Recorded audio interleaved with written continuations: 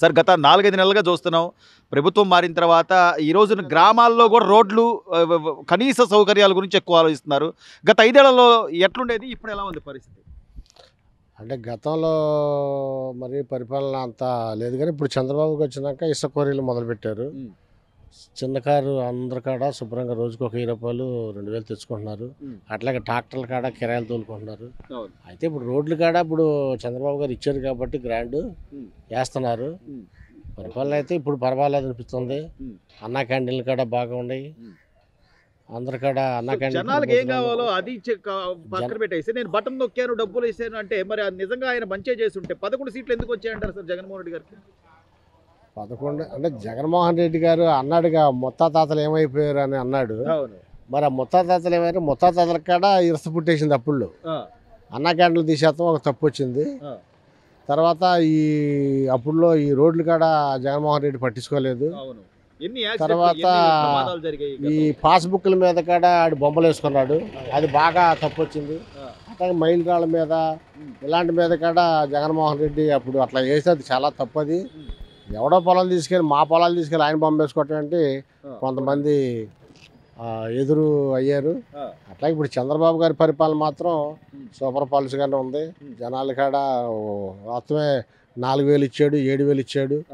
పరిపాలన మాత్రం పరిస్థితి బాగుంది. ఒక్కొక్కటి చేసుకుంటూ వస్తున్నారు సార్. ఈ రోజున పెన్షన్ల విధానం మీరు అన్నట్టు ఒకసారిగా 7000 ఇచ్చింది కానీ మొదటిసారి, తర్వాత 4000 చేయడం కానీ, ఇప్పుడు గ్యాస్ సిలిండర్లు అని మీరు అన్నట్టు ఉచిత ఇసుక కానీ, అన్నా క్యాంటీన్ ఒక్కొక్కటి చేసుకుంటూ వస్తారు. అన్ని చేయగలరంటారు ఆయన?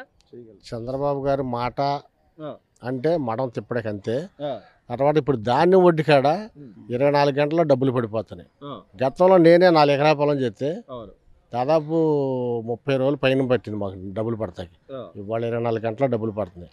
రైతులు కాడ మా ఎమ్మెల్యే గారి కాడ ఇక్కడ అస్సలు రైతులు రోడ్డు మీద ధాన్యం ఉంటాకి వీల్లేదని అధికారులు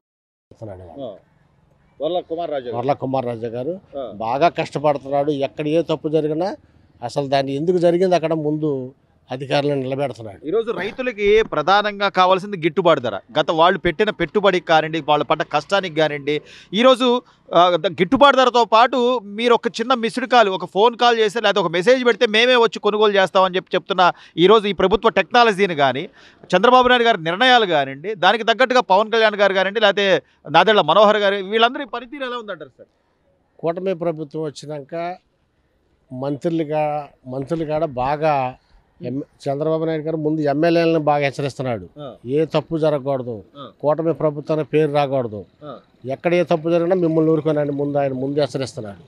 అట్లాగే ఆయన మన పవన్ కళ్యాణ్ గారు కాడని ఇట్లా మన ఈయన వినోద్ కుమార్ గారు కాడని అసలు ఎవరి కాడ దేనికి వెనకాడకుండా ముందు పనులు జరగాలి. అట్లాగే రేషన్ బియ్యం ఎవరు పట్టుకున్నా సరే ముందు అర్జెంటుగా పట్టుకుని వాళ్ళు లోపలే చేస్తున్నారు. అసలు తన చూడొద్దని గవర్నమెంట్ మంచి హెచ్చరిస్తుంది. ఓవరాల్గా చూస్తే సార్ ఈ 4-5 నెలల్లో జరుగుతుంది, ఒక్కొక్కటి కళ్ళ ముందు కనపడుతుంది. పెన్షన్లు కానీ, మీరు అన్నా క్యాంటీన్లు కానీ, లేకపోతే రోడ్లు వేస్తున్న విధానం కానీ కళ్ళకు కనిపించేవి ఇవన్నీ. కానీ అసలు ఏమీ జరగట్లేదు. 5 ఏళ్ళు కళ్ళు మూసుకోండి నేను వస్తానని చెప్పి జగన్మోహన్ రెడ్డి గారు చెప్తున్నారంటే ఎలా చూడాలి? అవును, ఎలా అంటున్నాడు మాటలు వచ్చి చూడాలి. అసలు జగన్మోహన్ రెడ్డి ఈ మాటలు ఎందుకు అంటున్నాడు? అసలు దేనివల్ల అంటున్నాడు? జరుగుతుంది ఇక కళ్ళ ముందు. ఇప్పుడు అన్ని చంద్రబాబు వచ్చినాక అన్ని నెరవేరుస్తున్నాడుగా. ఏది ఆపాడు వాళ్ళ చంద్రబాబు వచ్చినాక? అసలు మాకు వాళ్ళు ఈ చందకారి ఈ పక్కన కట్టూరులో మొత్తం ఇసుకోరి వచ్చేవాళ్ళు చాలా జనం ఆశపడుతున్నారు. అంతకుముందు 5 ఏళ్ళ పాటు ఏనాడు కూడా మా టాటల్ రోడ్డు మీద ఎక్కల జనం ఎవరికాడ 10 రూపాయలు సంపాదించుకుని ఎరగల. మరి వాళ్ళు అన్నీ చూస్తున్నారు. చంద్రబాబు గారు వచ్చినాక గ్యాస్ ఇచ్చేసాడు, ఇసుక ఇచ్చేసాడు, మరి రేపు బస్సు కాడ ఇస్తున్నాడు. మరి ఇన్ని పథకాలు ఇస్తుంటే జగన్మోహన్ రెడ్డి గారు ఏమి ఇచ్చాడు? ఏమండి చెప్పండి. చెప్పుకోవటమే. ఏమైపోయి జనాలే బుద్ధి చెప్పారుగా. సామాన్యుడిగా ఈ 4-5 నెలల కూటమి ప్రభుత్వం గురించి మీ అభిప్రాయం? కూటమి ప్రభుత్వం వచ్చిన తర్వాత పేద ప్రజలు అనేవాడు, పేదోడు అనేవాడు 4 పూటలు అన్నం తింటాడంటే ఇవాళ తింటున్నారు. ఆ రోజు అనేది అమ్మ ఒళ్ళు అన్నాడు, అయ్యి అన్నాడు, ఇవి అన్నాడు, కొన్ని 1 సంవత్సరంలో ఎత్తేసాడు. అవి కరెక్ట్గా కూడా ఆయన ఏం చేయలే. ఆయన చేసిన పథకాలన్నీ పిచ్చి పథకాలు. ఆ పథకాల వల్ల అంత రోడ్లు కానీ వ్యవస్థ మొత్తం నాశనం అయిపోయి అంతా డస్ట్పడిచాడు తప్ప ఇవాళ పేదోడు బోధంటున్నాడంటే ఓర్చుకోలేక, అది కూడా ఓర్చుకోలేక ఈ కూడా చేయలేకపోగా చేస్తున్న ప్రభుత్వాన్ని చూసి ఏడుతుంది తప్పితే జగన్మోహన్ రెడ్డి వల్ల ఇంత కూడా కాదు. ఆయన అన్న పనులు మొత్తం మోసం ముంచాడు. పేదలు నా నా నా నా మనసులో అన్నాడు. ఒక్క ఛాన్స్ అండి, ఒకసారి అడిగాడు. ధర్మంగా ఒకసారి ఇచ్చారు.